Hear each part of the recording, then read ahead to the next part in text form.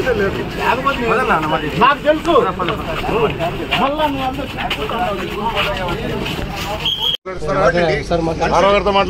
మనుషుల్ని కొడతా ఉంటే మీరు ఏం చేయరు. 4 సార్లు దాడి జరిగితే కూడా మీరు ఏం చేయట్లేదు. 4 సార్లు దాడి జరిగిందండి, దెబ్బలు తగిలినాయి. 4 సార్లు దెబ్బలు తగిలితే మీరు ఏం చర్యలు తీసుకోవట్లేదు. ఇదే విధంగా ఎలక్షన్ జరగద్దా? ప్రెస్ వాళ్ళు దయచేసి ఎలక్షన్ కమిషన్ దృష్టికి పోవాలా. 4 సార్లు కొట్టారండి ఎమ్మెల్యే అండ్ ఎమ్మెల్యే కొడుకు, కానీ పోలీసు వాళ్ళు మాత్రం ఏం చేయట్లేదు, సపోర్ట్ చేస్తూ ఉంటారు. ఇది ఫ్రీ అండ్ ఫెయిర్ ఎలక్షనా? చూడండి, తిరిగి మమ్మల్ని బ్లేమ్ చేస్తూ ఉంటారు. పర్మిషన్ ఉంటే కూడా మా స్టిక్కర్ పైన ఇది ధర్మమా? ఇది ధర్మమా? చూడండి, పోలీస్ డిపార్ట్మెంట్ ఇప్పుడే ఎస్పీ గారికి మేము కంప్లైంట్ చేసాము, ఎలక్షన్ కమిషన్ కూడా కంప్లైంట్ చేసాము. అక్కడ కొడుతుంటే కూడా ఏ విధంగా సపోర్ట్ చేయకుండా మా మీద మాట్లాడుతూ ఉంటారు. తిరిగి ప్రజాస్వామ్యం ఎక్కడ కొట్టారు చూడండి, ఎక్కడ కొట్టారో చూడండి. దెబ్బలతో సహా మేము పెట్టాం. ఇప్పుడే డైరెక్ట్ గా ఎమ్మెల్యే గారు కొడుకే కొడతా ఉంటాడండి.